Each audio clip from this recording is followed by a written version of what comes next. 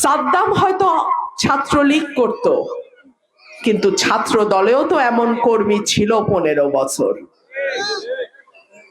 যেই নেতা কর্মীর পরিবারের খবর রাখে না, যেই নেতাকে নেতা বানাইতে গিয়ে কর্মীর দিন শেষে কারাগারে জায়গা হয়, যেই নেতাকে নেতা বানাইতে গিয়ে কর্মীর স্ত্রী সন্তানকে বিষ খেয়ে মরতে হয়, আপনারা কি সেই রকম নেতা চান? গত 15 বছর কুতুব, বড় বড় কুতুব বিএনপির মোবাইল টেলিফোন বন্ধ, নম্বর বিদেশি, কর্মীরা সেই নম্বর জানে না। ঠিক কি ঠিক না? কাকে পাইছিলেন তখন? আমাকে পাইছিলেন। নেতা বাছার সময়ও সাবধানে বাইছেন। ভাইরা আমার, সাদ্দামের পরিণতি যেন বাংলাদেশে কোন দলের কোন কর্মীর কপালে না ঘটে।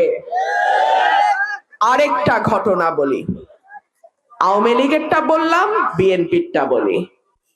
বিএনপির এক স্বতন্ত্র প্রার্থী মোহাম্মদ আলী নাম, চিনি কারণ তিনি সুপ্রিম কোর্টের অ্যাডভোকেট।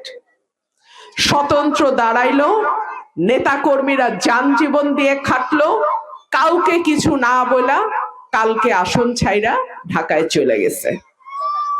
এইরকম নেতা চান? আমার কর্মীর একটা পশম ধরার আগে আমার রক্তের উপর দিয়ে যাইতে হবে। আমার বাবা নাই, ভাই বোন নাই, আমার আপনারা ছাড়া কেউ নাই। সুতরাং আমার জীবন থাকতে আমি সরকারি দল যাই আর বিরোধী দলে যাই আর স্বতন্ত্র থাকি, আমার কর্মীর একটা পশমে কেউ হাত দিতে পারবে না।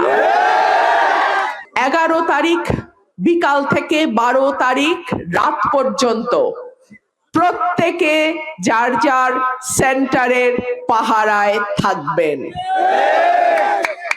খেলোয়াড় যখন দেখে গোল করতে পারছে না, গোল হয় না, কি করে?